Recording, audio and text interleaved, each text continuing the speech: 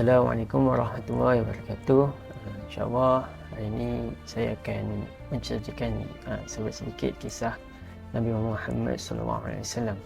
Sebelum saya mulakan, saya ingin menceritakan sedikit berkenaan latar belakang baginda Nabi Muhammad SAW.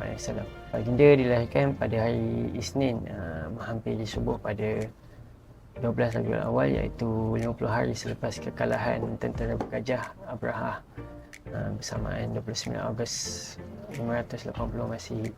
Baginda dilahirkan di perkampungan Bani Hashim. InsyaAllah saya akan menceritakan tentang kewujudan Nabi Muhammad SAW menurut pandangan Al-Quran, Bible dan Arkeologi. Jadi saya akan mulakan dengan pandangan dari Al-Quran, iaitu dalam Al-Quran dia disebut Nabi Muhammad SAW adalah penutup risalah para Nabi dan Rasul. Tidak ada lagi Nabi setelah baginda. Di mana Allah SWT berfirman, maksudnya Muhammad itu sekali-kali bukanlah bapa dari seorang laki-laki di antara kamu, tapi dia adalah Rasulullah dan penutup Nabi-Nabi, dan adalah Allah Maha mengetahui segala sesuatu. Surah Al-Ahzab ayat 40. Jika kita dapat lihat, ayat ini merupakan nas yang menunjukkan bahawa tidak ada lagi Nabi selepas baginda. Dan bila kita cakap tidak ada lagi Nabi, maka tidak ada lagi Rasul selepas baginda.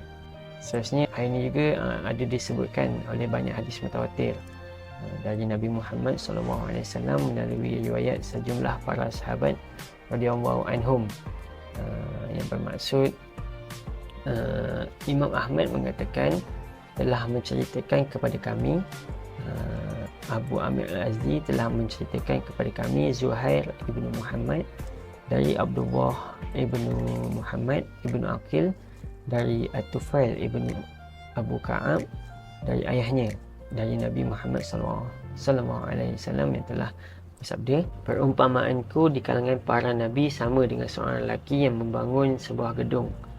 Ia melakukan pekerjaannya dengan baik dan sempurna, tetapi ia membiarkan suatu bahagian yang tidak dirampungkannya. Maka manusia melihat bangunan tersebut dan mereka merasa kagum dengan keindahan bangunan itu.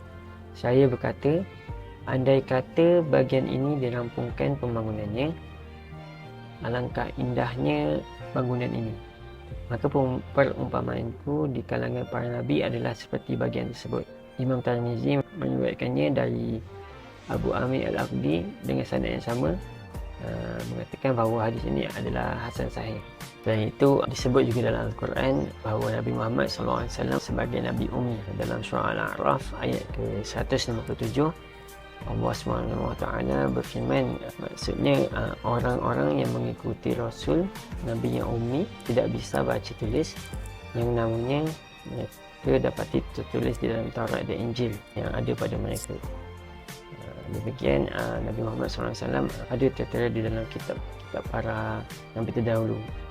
Seterusnya kita pergi kepada bukti kewujudan Nabi Muhammad SAW menurut pandangan Bible. Jadi di dalam kitab ini disebutkan beberapa ayat yang menjelaskan tentang akan datangnya Nabi Muhammad SAW. Sebagai contoh, Deuteronomy chapter 18 verse 18, maksudnya aku akan membangkitkan bagi mereka seorang nabi seperti kamu dari kalangan saudara mereka.